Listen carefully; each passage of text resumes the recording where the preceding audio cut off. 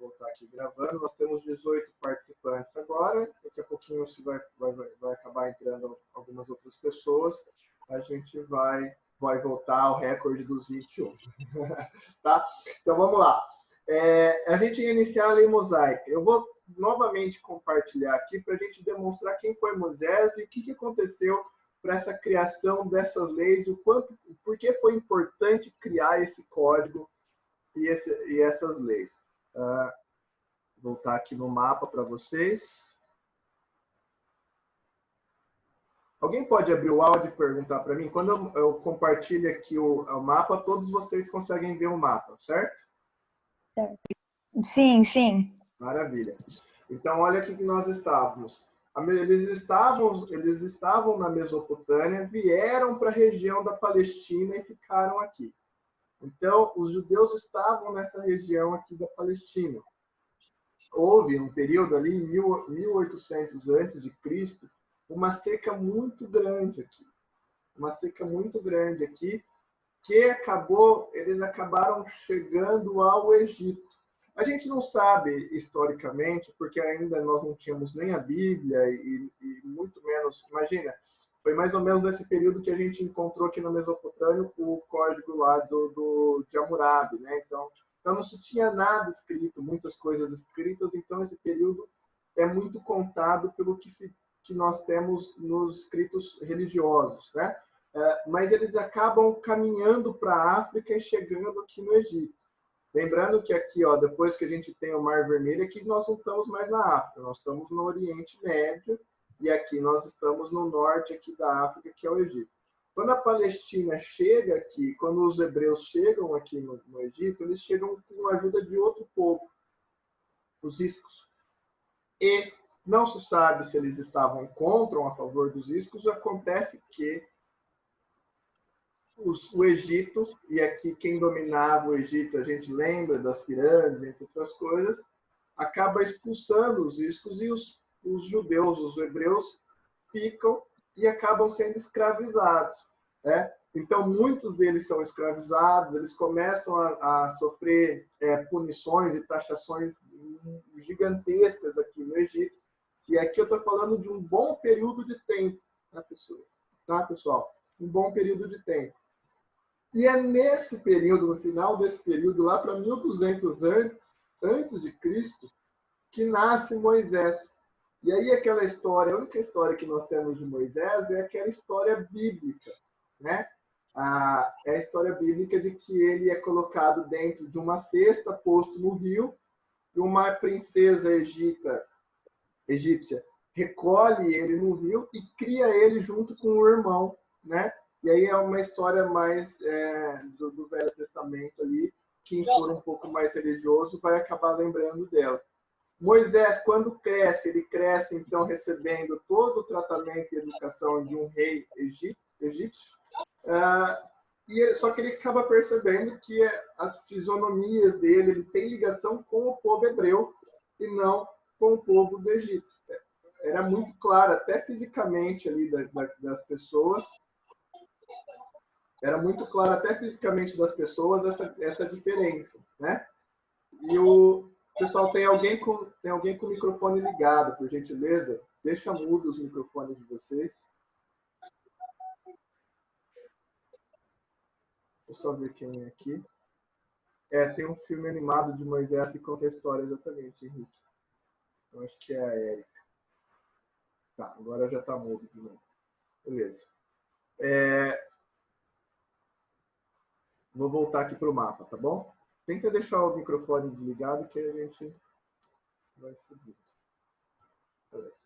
E aí ele volta naquela história que você tinha, ele cresce e ele lidera o povo hebreu aqui para retornar ao lugar deles, para retornar à casa deles, a Palestina.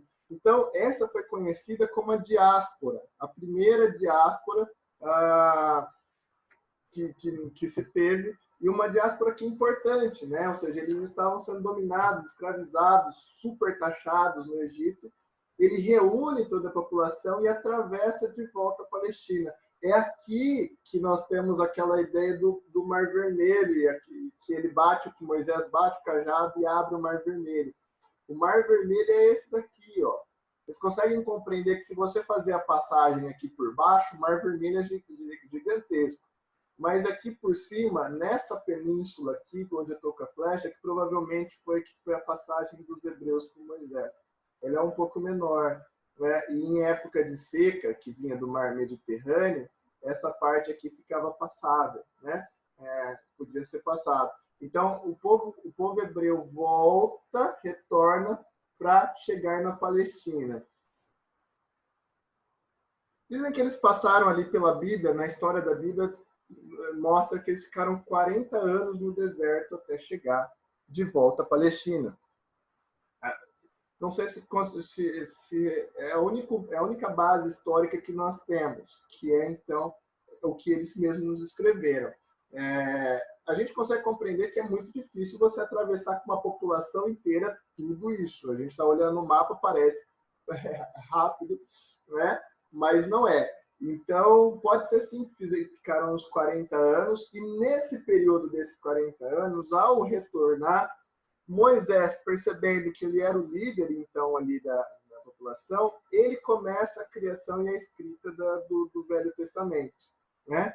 E ele começa o escrito do Velho Testamento e ganha o nome, quando se vai para a parte de leis, se ganha o nome de lei mosaica. O que eles ficam, então, com a base religiosa, que é o escrito deles, é chamado de Torá. Então, o livro religioso do povo hebreu é a Torá, tá? Que nada mais é, se a gente pegar a Bíblia dos cristãos, é o Velho Testamento, que são 5 livros, né? Uma coisa importante, antes de eu falar dos 5 livros, ele também cria, Moisés ali, no Monte Sinai, ali não dá para ver, a base moral do povo hebreu. Então, aqui já é uma importância grande também. A base moral do povo hebreu se dá no Monte Sinai, que ele diz, Moisés, nos escritos religiosos que a gente tem, que foi o próprio Deus que enviou para ele, que são os 10 mandamentos. Exatamente. O Pentateuco, né? Que é os 5 livros. Mas os 10, um pouquinho a base moral dele, dos 10 mandamentos, essa é a base moral do povo hebreu, né? Então, sobe lá no Monte Sinai, Deus passa os 10 mandamentos, ele retorna para a população que ele estava liderando, Moisés ali, e fala assim, olha, aqui nós temos os 10 mandamentos. Então, toda a base, todo o direito cristão, o direito hebreu, ali o direito, a lei judaica, vai em cima dessa base moral que é dos 10 mandamentos, que também são os 10 mandamentos para os cristãos, né? Que é uma maior força aqui, principalmente no Brasil, do cristianismo, ou seja, que carrega os 10 mandamentos, porque também está na Bíblia Sagrada, né? Então, está na Torá e também está na Bíblia. Maravilha? Então, segue ali a base moral que você tem dos 10 mandamentos. A Torá, ou também conhecida como Pentateuco, né? Que são 5 livros, ou seja, nós estamos falando aqui do Velho Testamento. Temos ali os primeiros livros, o Gênesis, o Êxodo, o Levítico, o Números e o Deuteronômio, né? O Deuteronômio, se vocês quiserem anotar, eu vou até escrever aqui para vocês.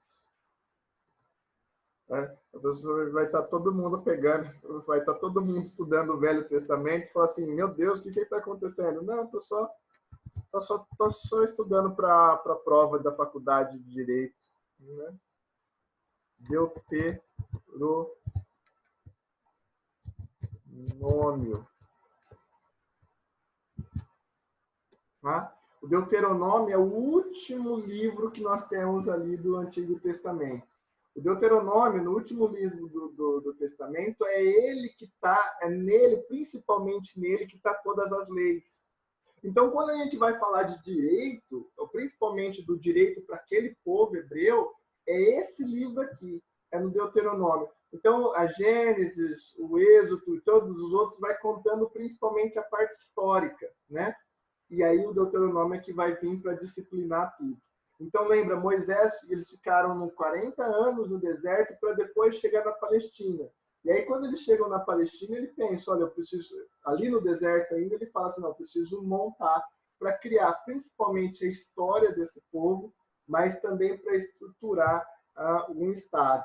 Gente, não tem como. Como vocês viram lá na Mesopotâmia, quando a gente cria lei, aqui é a importância do direito, a importância do direito como si. Quando a gente cria leis, quando a gente cria normas, a gente estrutura um Estado.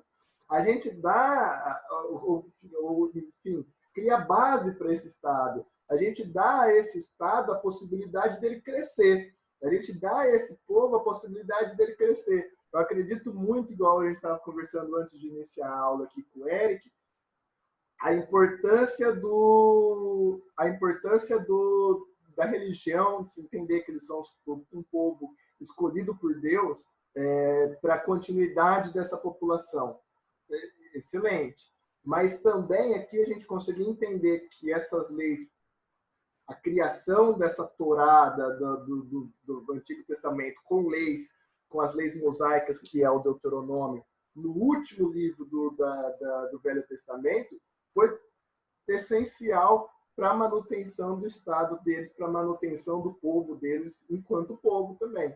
Tá? Enquanto povo também. Então, vem os 10 mandamentos para ser princípios, para ser o princípio moral desse povo, e em cima desses 10 mandamentos é que eles acabam criando mais as outras leis que estão previstas aqui no Deuteronômio. Tá? Então, quando a gente vai falar da formação do direito hebraico, ou legislação mosaica, a gente tem que lembrar aqui do Deuteronômio, que é onde está a maioria, grande parte das leis deles. No material de vocês, eu coloquei em PDF lá, nas questões, eu coloquei um link que vai direto para o Deuteronômio, sabe? Que vai mostrar ali como ele se tratava de cada crime, de cada condição. Eu acho que eu esqueci de mudar, só está lá como Código de Hammurabi.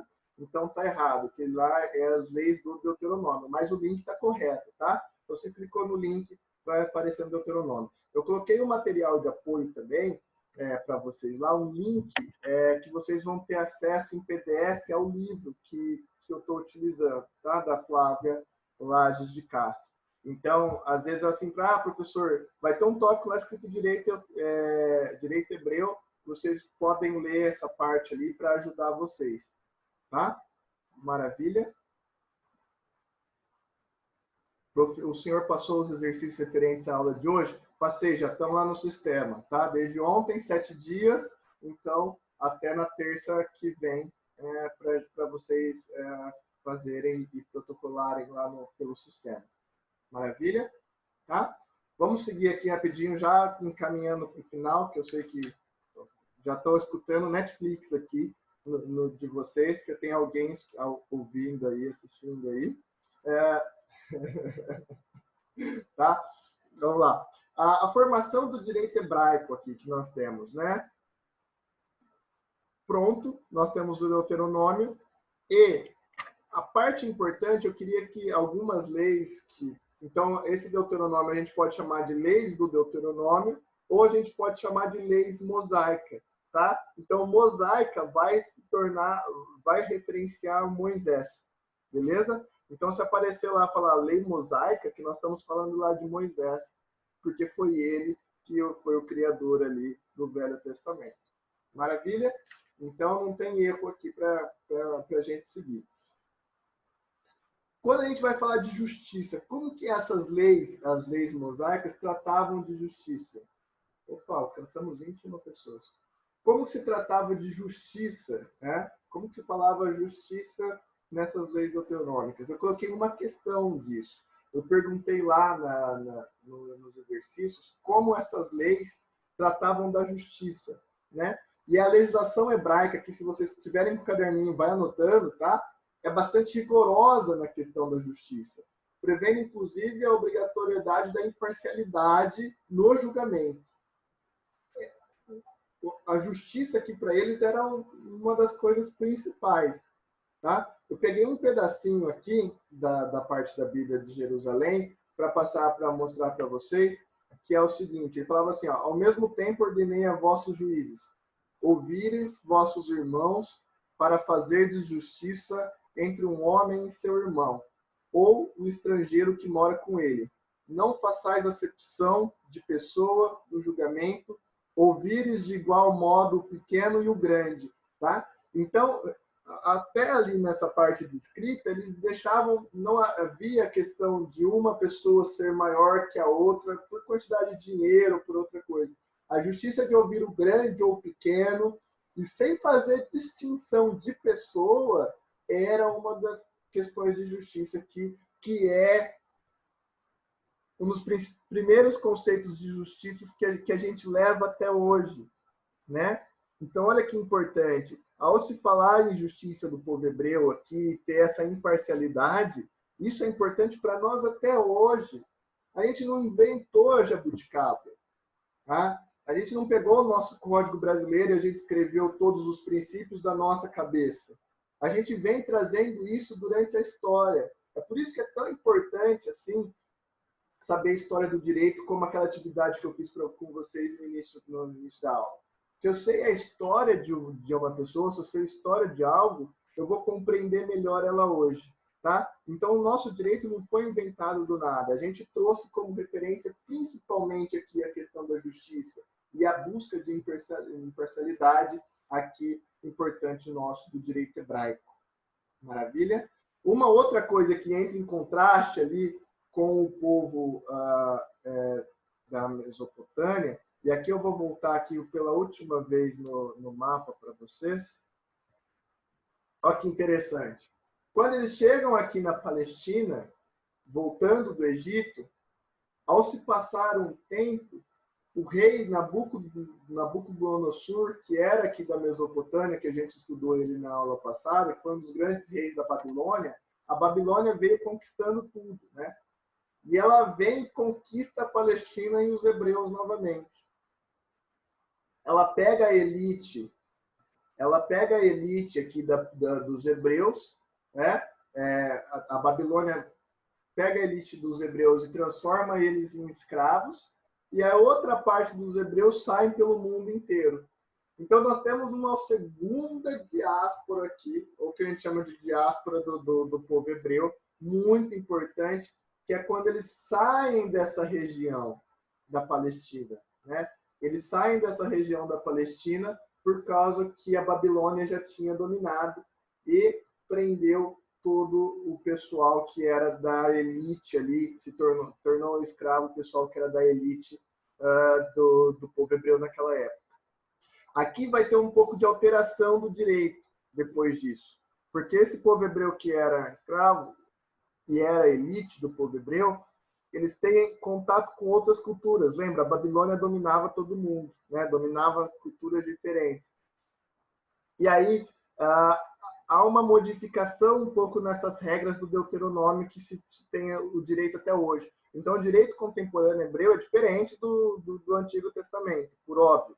Foi crescendo, mas uma das mudanças que teve grande foi nessa diáspora, porque a elite foi alterando, respeitando um pouco a cultura de outras pessoas que estavam, mas com uma obrigação de manter as leis deles para manter o povo que já estava espalhado pelo mundo inteiro. Porque quando a Babilônia toma conta e pega essa elite para ser escrava do rei Nabucodonosor, os outros hebreus todos saíram pelo mundo. Então, hoje, os hebreus estão espalhados pelo mundo inteiro, muito em função dessa diáspora também, né? Dessa diáspora, ou seja, eles se espalharam pelo mundo inteiro e aí depois teve o retorno, e aí depois eles querem retornar. O Eric estava falando da Segunda Guerra Mundial, falou de Hitler, né? E aí nós temos depois, quando eles são dominados, os judeus também são perseguidos por Hitler, no final que nós temos ali da Segunda Guerra, e perdem a terra, os judeus que foram dominados e sofreram todas aquelas atrocidades em campos de concentração, eles exigem que retornem um lugar para eles, porque eles já não tinham mais uma terra, a terra prometida. E eles exigem que se crie um Estado nessa região aqui para eles retornarem. E é criado o Estado de Israel. Então, o Estado de Israel, hoje, meus queridos e minhas queridas, formados após 1948, que é a Segunda Guerra Mundial, nós temos aqui essa região que eles retornaram. Por isso que o Estado de Israel parece que pegaram o mapa e cortaram ele com uma régua. Ele é retinho, assim, né? É justamente por isso. Por essa exigência depois do povo judeu, que tinha condições, tinha dinheiro, tinha influência, e se mantiveram como povo, mantiveram pelas regras deles, pelas leis, principalmente da parte cultural, eles retornam para essa região. E aí que é a grande parte. Porque nessa região não estava sozinha. Essa região já tinha pessoas, né? Tinha uma tribo ali, um pessoal que era da religião islâmica, da religião muçulmana. E até hoje que tem as guerras em relação a isso.